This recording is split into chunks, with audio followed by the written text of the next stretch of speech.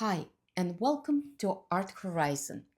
In this episode, we discuss, is there truth to the statement that the cool light will create warm shadows and the warm light will create cool shadows?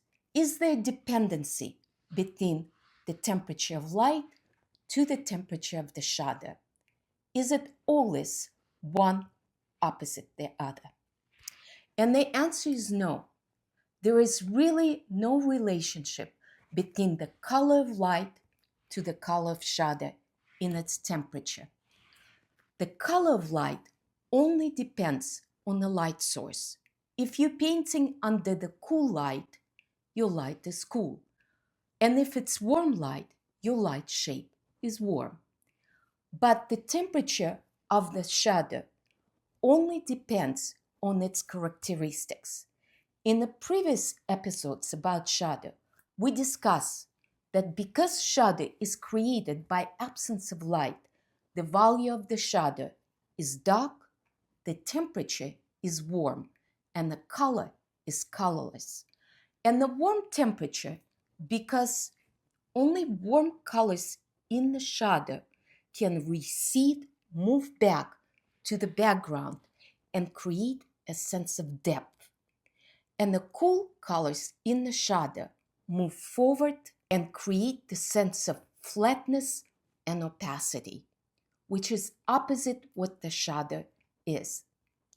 And so the temperature of the shadow is warm, but often the shadow is altered by secondary light sources, whether it's a reflection of the sky that brings a lot of blue into the shadow and cools it off, or a gray wall that's cooling shadow off, or there is proximity of a very light object next to the shadow, throwing the reflective light back into that shadow, making it lighter and look cooler.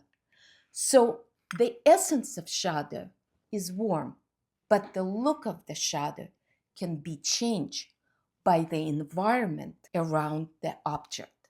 While the perfect light for painting is a cool daylight, creating the nice opposition and complementing the warmer shadow, sometimes you have a warm light, like the golden hour of the evening, and then your shadow can be still warm if there is no reflective light. But if there is a cooler reflective light coming into that shadow, then that shadow will be altered to looking more cool. And so you will have a warmer light and a cooler shadow. So, how do we deal with the differences? As a painters, do we paint shadows cool when we see a strong secondary light? Or do we still make the shadow look warm?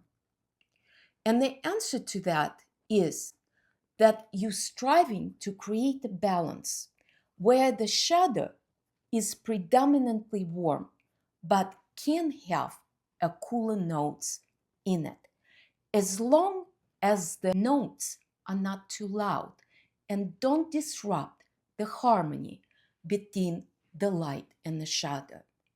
The shadow needs to support the light, and when it becomes too cool, it no longer has a feeling of transparency and it's no longer able to move back. It moves forward. But it is the light that needs to move forward to create the volume of the form, while the shadow needs to move back to connect to the background. So when you're painting, the effects of reflective light into the warm shadows, always remember to keep that balance so the shadow still feel warm, still feel that they have a depth. And if we look on the example by Rembrandt, you can see in this portrait that she has a very cool light and a big white color. And that color reflects into the shadow of her face. But Rembrandt kept that reflection quieter, not allowing the shadow become too light or too cool, and he exaggerates some of the warmer notes in the shadow to keep that balance of cooler light and the warmer shadows. If you like this episode, please share it with others and subscribe. Thank you so much.